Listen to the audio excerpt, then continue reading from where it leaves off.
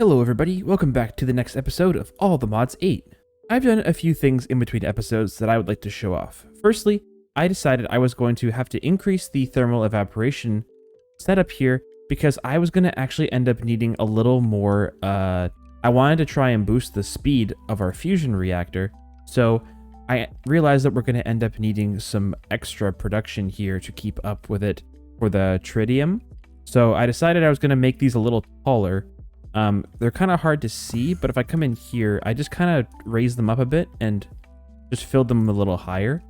Basically how it works is the higher the evaporation plant is, like the taller it is, the higher the production amount is for the same amount of heat. So as we can see here, we're at maximum heat and the production here is maxed out at 540 millibuckets per tick, which is about double-ish what it was before. Next thing here, I replaced the boring warp plate with a cool teleporter for mechanism. Now these are kind of interesting. You basically have to get one teleporter block and then surround it like so.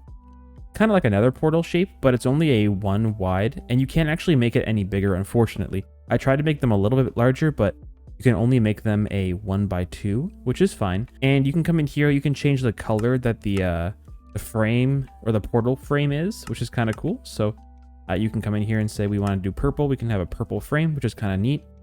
And you basically just link them the same way that you link the entangleporters. So you can basically link a portal to always send you between another portal of the same frequency. And if we come on in here, we come on the other side right to our reactor setups. And I thought this was just kind of a cooler way to get here to and from. Just looks a little bit nicer, a little more techy, so just thought I'd add that in there as a bit of an aesthetic option mainly. I also did a little bit of base just cleanup around here. As you can see, the little station I had for the concrete I have put away. I moved some of these creative requesters onto this wall here, and I kind of took them off at the bottom here just to kind of clean up the walls a little bit.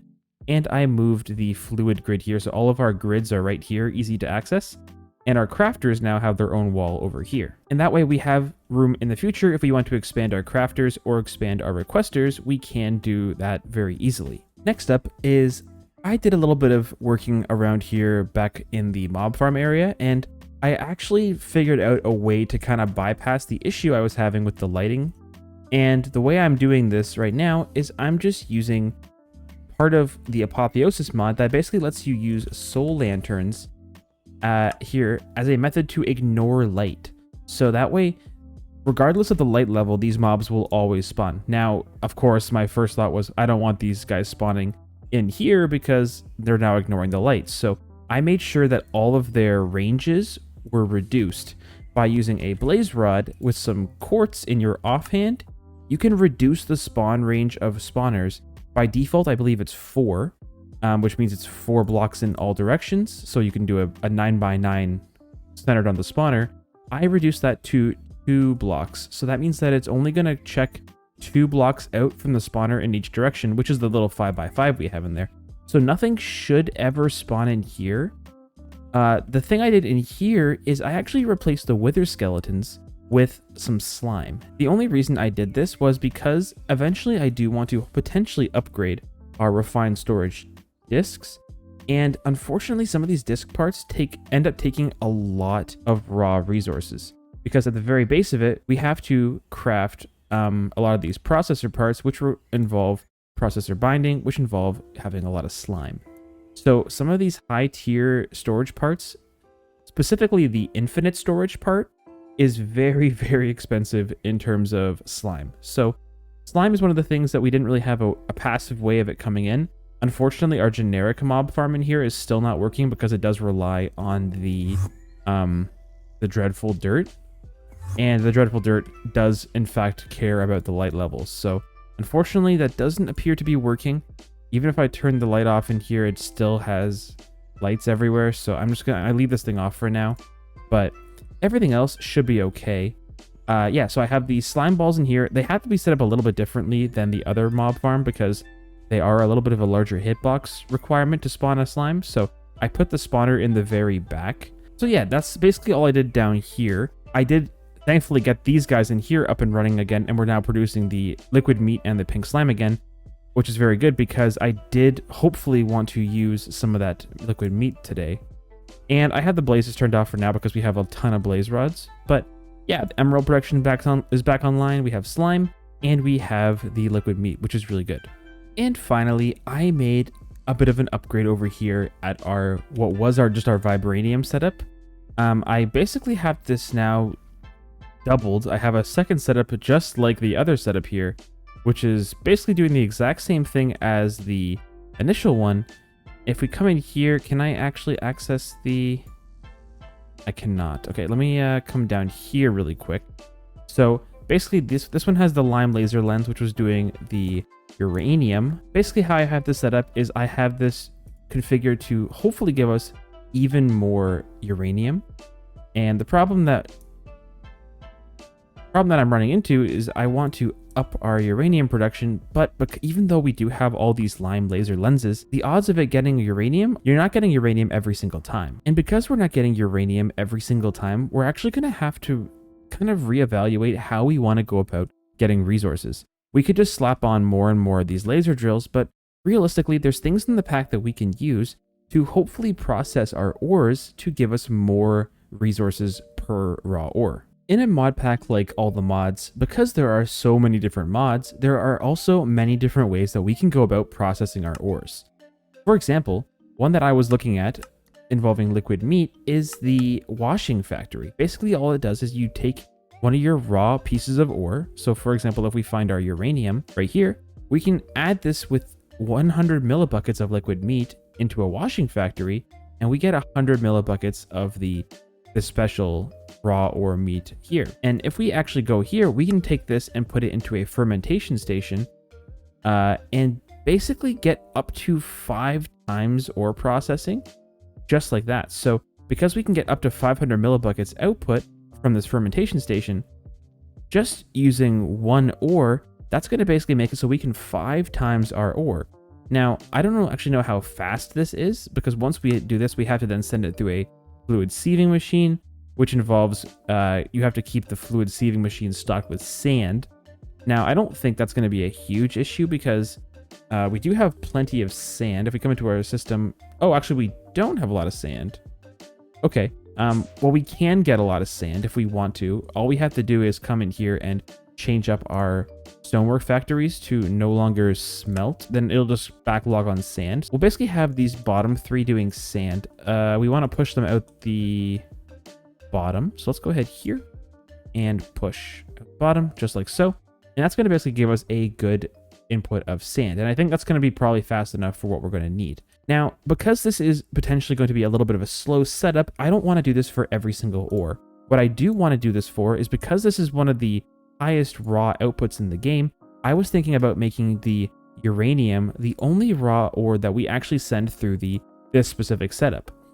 I could very easily send the uranium through a mechanism setup, which I do plan on doing as well, but the output of this one isn't quite as good. As you can see, you need 3 raw ore, and what you get is 2,000 millibuckets. So effectively, if you go the mechanism route, you effectively get 10 ingots worth of material for 3 pieces. So it's a little bit better than 3 times ore processing, which is probably the second best option we have.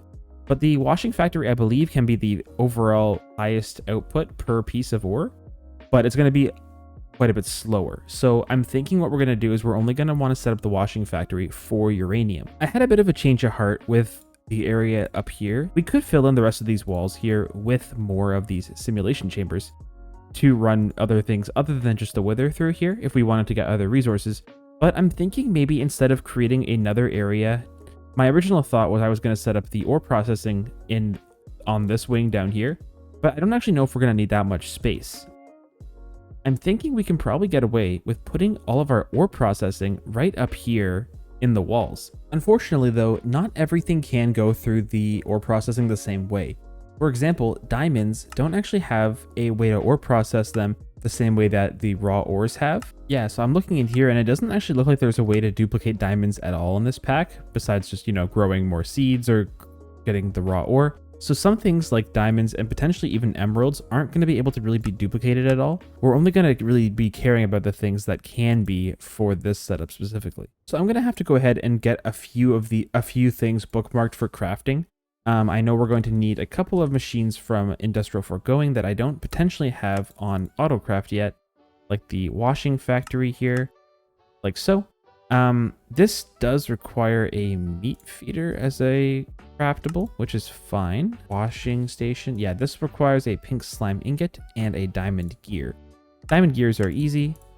And the pink slime ingot has to be made in the dissolution chamber with pink slime, which is not a problem. We have plenty of that as well. And now we should have enough to make a washing machine. We also need to make a fermentation station. And I believe the last thing was a fluid sieving machine. And there we go. We have all 3 machines that we're going to need, I believe, to get this thing all set up. Now, thankfully, I do have a few liquids already in my system that I can extract with, because I have them with external storages hooked up. So I have water, pink slime, liquid meat, ether gas, latex, and liquid sulfuric acid. Now I'm going to go show you guys what I did to get that. Now coming in here, I had a backlog of the sulfuric acid. I had tons of it. And this is what we're going to need to use to get into the mechanism or processing later. So I decided I was going to come down here, put an ultimate fluid tank in, and add in an external storage. That way we have a backlog when we're ready to start with the mechanism or processing, and hopefully that'll be enough to be able to keep up with all of our needs for that. You can't store any gases. So the thing is, what we're going to have to do with this once we want to use it, we have to send it back through the condensator to turn it back into the gas, and then we can send it through and start using it for ore processing. Now what's nice about this is actually it's quite in terms of number of machines required to get the output, it's actually a very small system. So what we're going to be able to do, I believe, is just take the washing factory right into the fermentation station, and then the fluid sieving machine like so. And then a smelter has to go here to, I believe, smelt the resulting powder. And that's pretty much good to go. If I come in here and get a furnace, I don't think I need anything super fast. Probably a diamond furnace will be fine for now.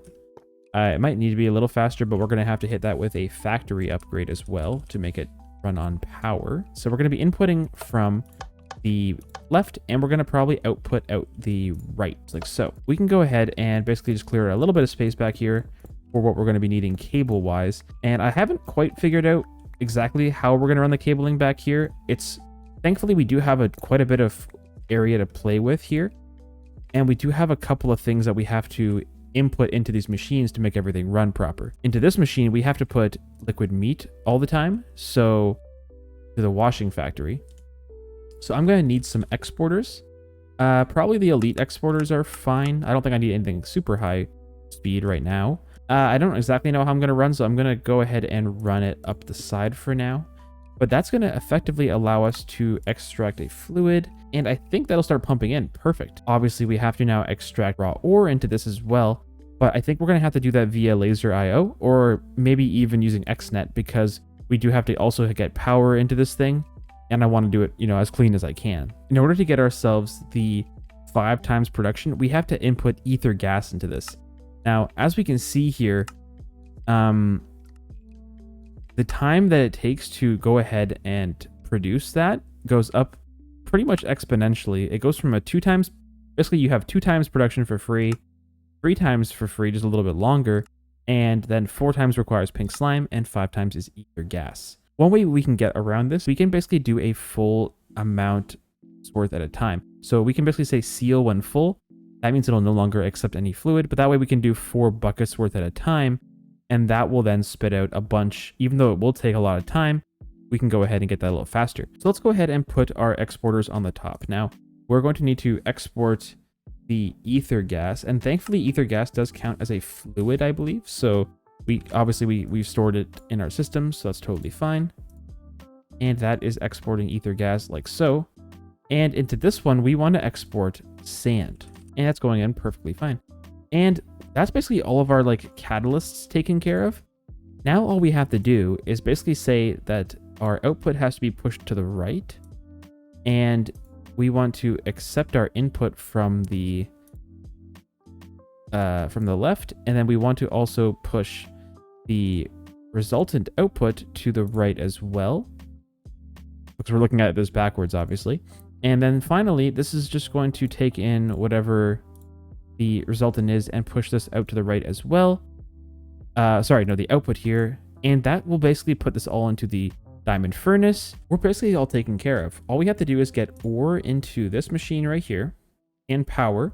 And we have to get power into all these machines, and then we should be good to go. Now, because we actually want this to be only really made for uranium, I think we're only going to need to put a little bit of a buffer in. I'm just going to get a drawer, maybe a 2x2, just in case we want to add other ores to it at some point. So we're going to want to export to this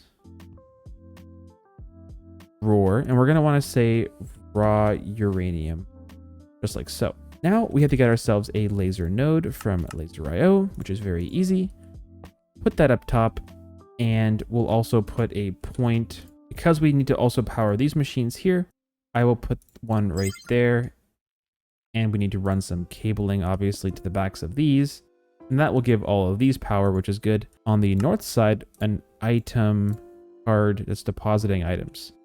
On the bottom, so the downside, we want to grab an extract item here, put it in a card overclocker, and have it go as fast as we can. And then we're going to want to say input from the back, pull. There we go. And finally, we just need to basically set the power to go to the north as well. And that should be fully powered. And I think this is pretty much all set up. I can actually do a test of this with a different raw material. Let's say the raw aluminium. Let's put one piece of raw aluminium right in here and see what happens. So it's washing it into the fluid, which makes 100 millibuckets, which has gone right into here. Perfect. So we're going to need, in order to fill the 4,000, we're going to need 40 of these. But in this case, we already have one in there. So let's get 39, put that in there. It looks like it does do multiples at a time when you have processing upgrades in there, which is cool. Looks like it's doing 3 at a time. Now, what if I add in one more? Same speed. Okay. So it looks like it's going to take 78 or 80 seconds total. So it's a little faster with it is faster with the upgrades for sure. It's instead of 300 seconds, it's only 80. The problem that I see here, though, is that we're going to still be running into a speed issue, because right now we can only do basically 40 at a time or something like that. And that might not be enough to keep up with what we need in terms of overall production. Now, we can do another one of these systems probably underneath here. So now that the fermented ore has finished, it's coming in here, and this is also starting to go just like this. And that's doing a bunch of 3 at a time, it looks like, and we want to split this. And that's pretty good. That's a good output. Okay, so we got the system actually all up and running. I did a little bit of changing to the overall layout here. What I did was I added in a second set of the 3-stage system. I put one on top and below, and basically what they're doing is they're sharing the tanks with the fluids they need in the middle. So this one's exporting the liquid meat, this one's exporting ether gas, and this one's exporting sand to share in the seeding machine. Now, I did have to actually increase the production of ether gas. So if we come down to the wither, I actually added a couple extra drills fully upgraded here, and that does seem to be keeping up with our fluid production. If we come to here, we can see that this is slowly still increasing, which is good. That's what we wanted to see. And so that means that we pretty much have uranium automated through this system. Now, it looks like this might be a little overkill. For some reason, this is not getting any extra raw uranium, so I just think that maybe one of these systems is probably enough. What I was thinking is, because we can basically set all of the uranium to go into one spot, and there seems to be just enough to keep one set of these running at all times, this one up here maybe can go into something else that we're going to need a lot of as well. So at some point, if we end up needing other types of ore, we can always go ahead and just put it into the exporter back here, set a drawer slot for it. So if we ever need 5 times ore processing for something else, we can always just set it to come up here instead of uranium.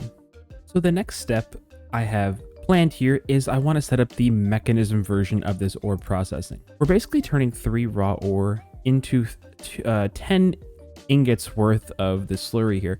Now, the thing that I'm noticing is the chemical injection is effectively just 2 pieces less than that, but the chemical injection chamber requires then 3 less machines. And the thing about these machines here is I believe they're actually quite slow.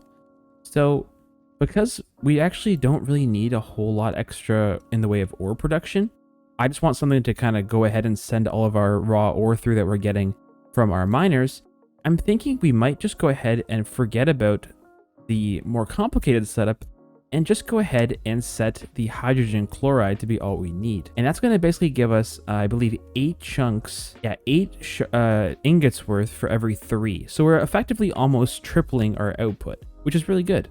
Now to get hydrogen chloride, we need chlorine and hydrogen. So hydrogen's really easy. That's just coming from the electrolytic separator, as we've done before. But the chlorine we need to actually get by using an electrolytic separator with brine, not water.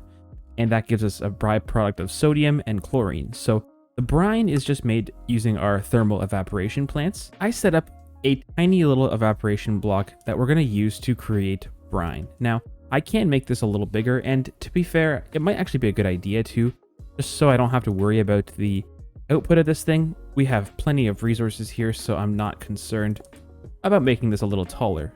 So we'll go ahead and say that's going to be probably totally fine for what we're going to need.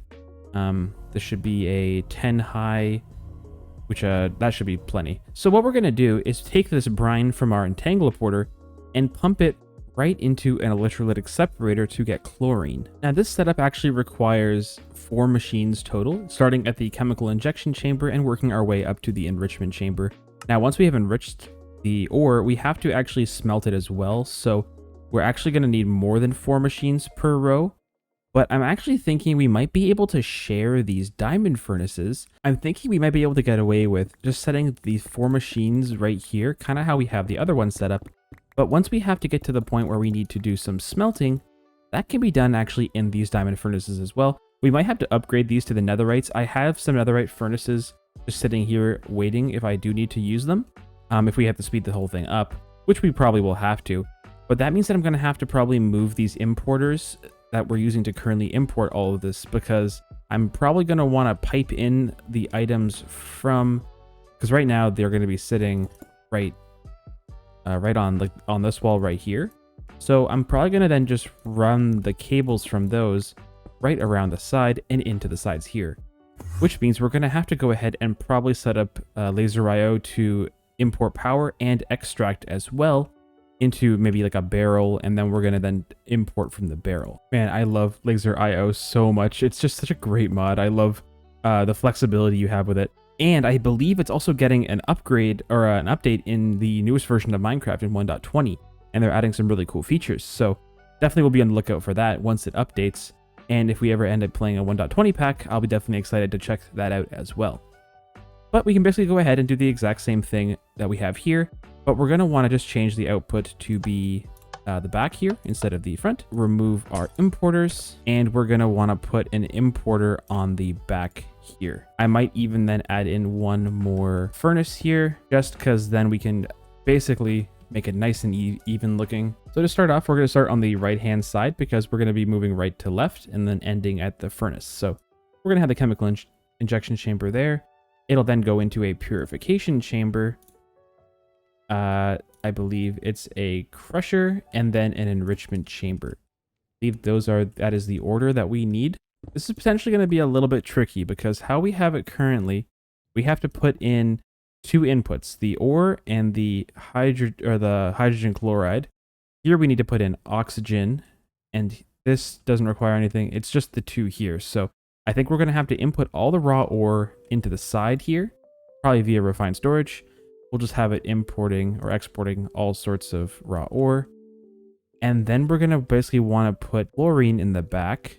Yeah, the hydrogen chloride. So we need also a chemical infuser. So we're going to need yet another machine in between all of this. So how many machines deep is this? We're going to need this for brine. I believe we can just put this on top here. The separator goes like this, and then the infuser like this. So if we go ahead and set this to the brine tier, we have brine here, which is really good. We want to dump the excess sodium, but we want to just idle on chlorine. And of course, we're going to have to get this thing some power. So here we need to basically eject the chlorine into the infuser. So let's go ahead and say gases are going to come in the back. And I believe it's the orange is where we have the chlorine coming in. All we have to do is set the teal gas to be outputting on the front, just like that, and that should have chlorine in here. Perfect. Okay, that is good. Now all we're missing is the hydrogen from the electrolytic separator. Thankfully, we can actually share the hydrogen from the electrolytic separator. We need to make the oxygen for the purification chamber, so that's kind of nice. We put this down like this. We can say that we want our gas. Let's turn off auto eject. We want the output of the hydrogen to be to the right, and we want the oxygen to output the front, just like so. Of course, we have to get this thing power and water, but that should be actually pretty straightforward. All I'm going to have to do is grab a sink, put it up here beside the quantum entanglement porter, and we will then just pipe in like so. Okay, so it was just an issue with the pipe mod. I guess that doesn't quite work to pump in, so you'll have to use a mechanical pipe, but that's okay. And we are good. We're making oxygen and hydrogen. We want to, of course, give these guys all of these upgrades. So we're going to want to actually make probably a bunch more of those speed upgrades. But we can go ahead and give ourselves some good upgrades back here.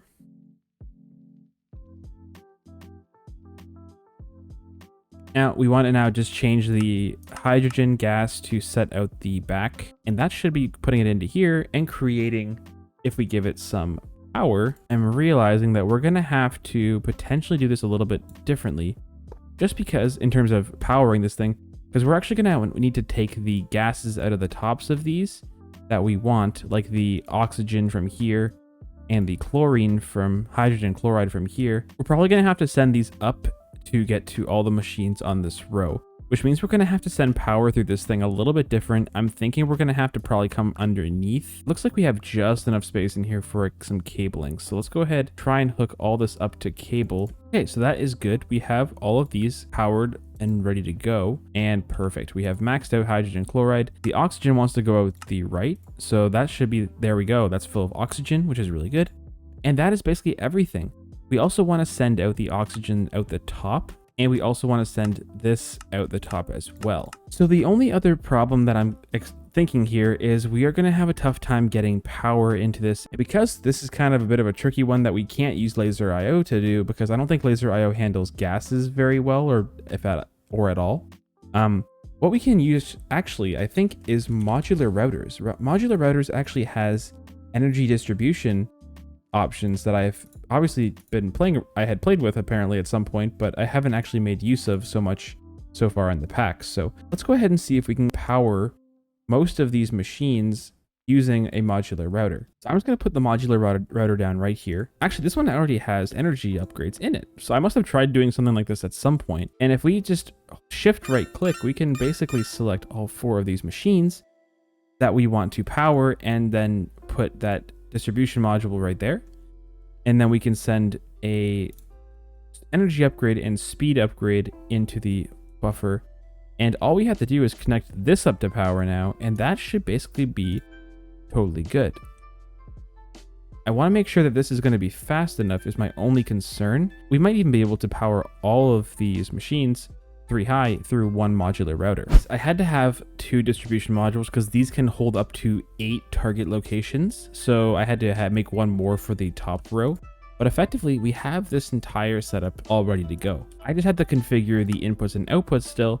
But the nice thing about what these ones are going to offer us is they can actually take not only the speed upgrades and the energy upgrades, but these can also take the tier installers to make them into the factories. Because I don't know how fast we actually have raw ore coming in, I don't want to go all the way up to the max tier, because that's going to be a lot of power draw, and I don't know if we can actually handle that with the modular router, at least with just the one. So I'm going to go ahead and maybe just go ahead and make these into the basic tier. So I actually just noticed something really cool. We can make our usage of hydrogen chloride more efficient by combining the raw materials into raw blocks before we send them through the machines. And effectively what happens is one raw block turns into 24 of these shards, just like this does. But instead of using, which this would be 3 times the amount, so instead of using 600, it would only use us 400. So we actually save a little bit on hydrogen chloride, and it'll basically always guarantee that we have 1 block of the raw material, because basically this is going to have to then wait for 3 raw material to be available before it starts its process. We might actually have a easier time doing this if we go ahead and convert them into the raw blocks of ore before we input them into the injecting factory. So if I go ahead and type in raw, it looks like we're going to have a couple of different raw materials to take care of. The upper crafter here, I think we only want to do a couple. We'll do all of these recipes, all the modium and the vibranium and unobtainium. Those are the important ones. So now this is really good. We just need to get these power and then importing and exporting. Thankfully, we have literally just enough space. I couldn't have planned this better to put 1 point, or we don't need a point down here. We can just get 1 cable into the bottom here. And I think I'm going to have to run a point up here, but that's okay. And a point like so. And now we have to just run refined storage cables over, which is going to be very straightforward. If we just come in here and put exporters, we can just set these to be the raw materials that we care about. So these ones are going to be all the modium stuff, and the bottom ones are going to be all the other raw ores. The final step now, of course, is to come in here and basically extract from here into the sides of these machines where they will be processed further. Oh, I hear things. That's a good sign. We have to basically now auto eject from here into our furnaces. We can basically just go ahead and run pipes like this all along the back, set these to extract, and these should be going right into our furnaces. And yeah, so I think where our bottleneck's going to be is right here. We're going to want to set all these to probably be the ultimate tier. This is getting way more material than these furnaces can keep up with. So let's go ahead and actually get just like really good furnaces. Let's just get 3 of the best furnaces that we can get. Okay, so we got ourselves just some faster furnaces here, so that's going to be definitely be able to keep up now. I'm going to give all of these the max tier installers, but this is going to be really good. Now we have basically all of our raw ore that we're getting passively coming in here and basically tripled. So while this works through its backlog of ores, there is one more thing that I wanted to get to in this episode, and that is I want to get something done on the star. I want to get done the awakened unobtainium vibranium blocks because I think we have everything we need here to get this set up. To do this, we're going to need some special blocks from Mystical Agriculture, mainly being the Awakening Altar and Pedestals. I think we have enough soulstone. I hope we have enough soulstone for this craft. We don't need a lot. We just need 1 of these and 8 of these. No, sorry. Let me try that again. We need 4 of the pedestals. The Essence Vessel, that's right. So we need to go ahead and actually make, which are a very similar recipe. It just takes some glass, put that in there. And we need 4 of these as well. 4 of those, and there we go. That is our awakening setup ready to go.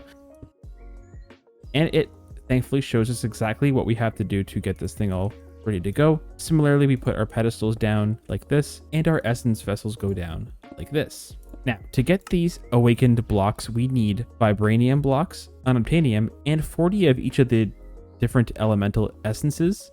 So earth, air, fire, and water. Earth, air, fire, and water is all right here. We have lots of essence. Let's grab a pipe and a barrel on each of these. That way we can just have these go in bulk, because we're just going to need a lot of this stuff. So we'll just go ahead and set this up like this. If we put fire into here, air, I don't think it matters the orientation that these go in. They just have to have 40 of each at all times. I'm going to go and fill up these a bunch with some of these essence. And there we go. We have this thing stocked up, ready to go. We also need now our unobtainium blocks, which we have, looks like quite a few of. We're going to need 4 of each to finish what we need for the star. I believe we just need 2. And all we have to do, I think, is put 2 like this and 2 like that.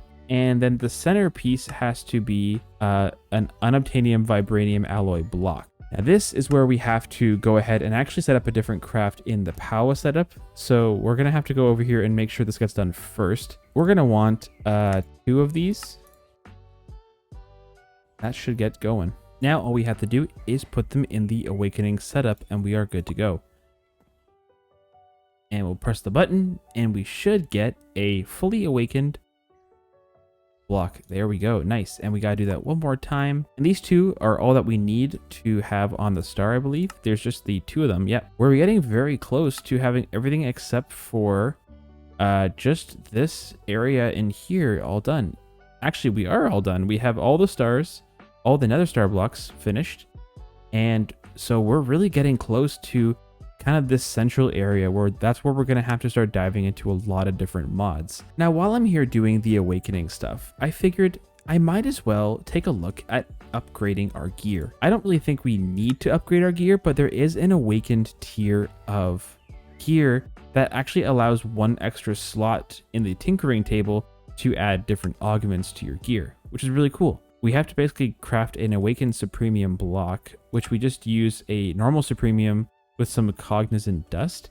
The cognizant dust we actually get from killing the wither, and we actually have quite a bit of it already, so that's not going to be an issue. One of these on each, and I think that's going to awaken this block. Perfect. And all we have to do is this 3 more times, and we'll have 4 of these blocks to work with. And we'll start with our helmet, maybe. That will convert it into the awakened helmet. Nice. Okay. And that looks really cool. And finally, the boots. And now we are officially decked out in awakened supremium armor. The last thing I want to do today, I think, is I want to get one more part of the star done. This is actually quite an easy recipe, I believe. Also, the mod Nature's Aura is only ever needed for this recipe, and I don't really plan on going super in-depth into Nature's Aura at all, so I really want to keep it as basic as we can and just get ourselves the Oblivion Shard today, hopefully. To do that, we're going to need to get ourselves 2 of these World's Eye, 1 Rose of Oblivion, and 4 of these Soul Steel blocks. I believe I actually already have a Rose of Oblivion. I think I got these from when I went to the end. I think there's around, you can pick them up in the end. So I think that's pretty much all good to go. We can check that off our list. The World's Eye are pretty simple as well. We just need some spyglasses, which are just some spyglass like this. We need some spyglasses, and the big one is the Environmental Charm. This one requires doing the Ritual of the Forest, which is actually quite easy. So we have to get ourselves started into Nature's Aura a little bit. And in order to do that, I believe we are going to need to get some of these Brilliant Fiber, which are very easy to craft.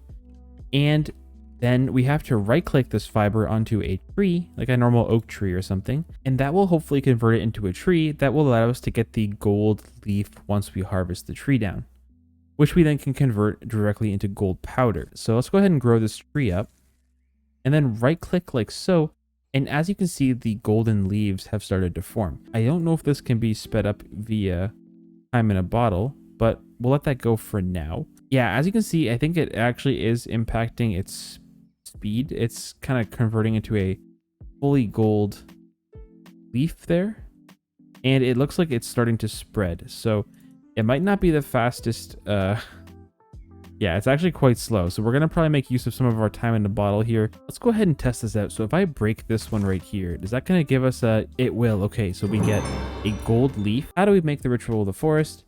Let's go ahead and reference our book. We can come in here and say Ritual of the Forest is what we want. To construct this ritual, one has to place gold powder in the configuration shown on the next page.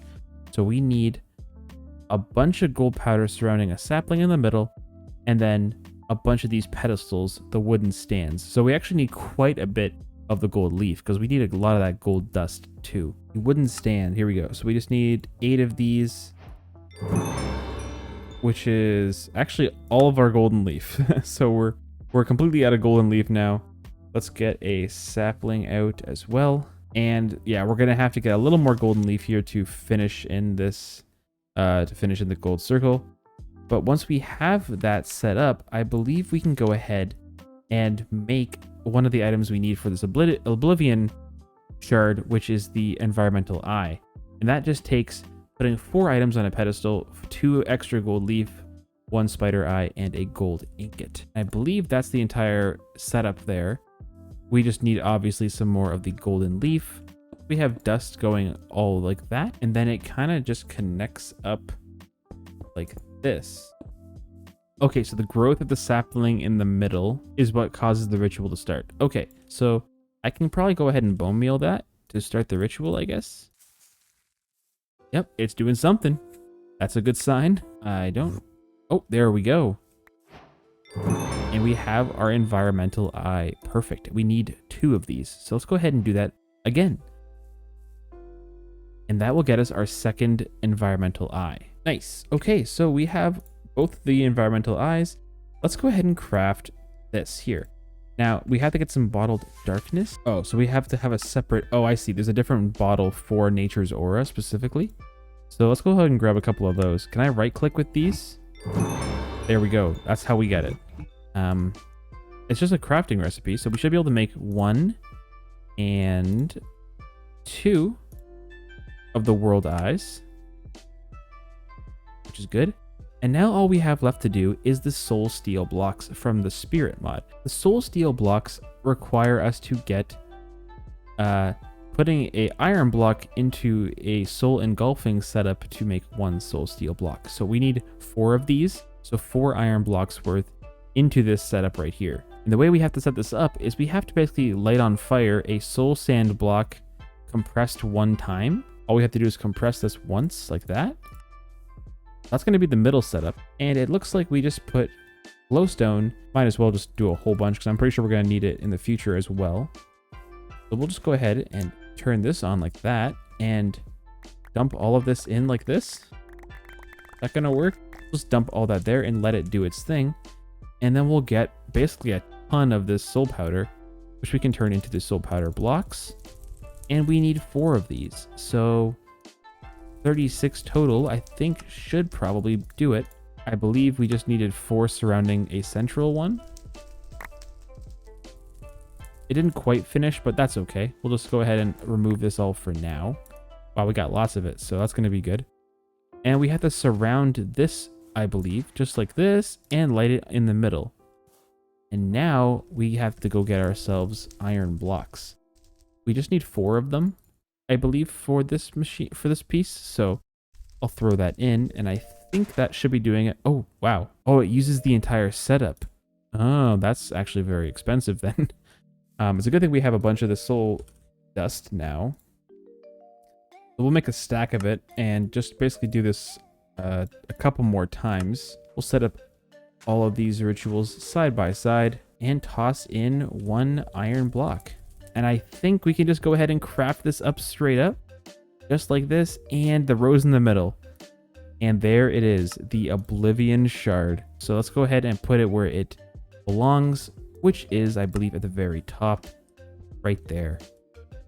We only have 8 more items to put onto the star until we're done the All the Mods star. Now, don't get me wrong, that's going to take a while because a lot of the stuff going forward is going to require getting into mods much more intensely than what we just did there. And I know I said I was done here after the Nature's Aura stuff, but I actually want to do one more thing on the star, and you might be able to tell what I'm doing here. Let's see if we did this right. If not, I'm going to have to make it all over again from the beginning.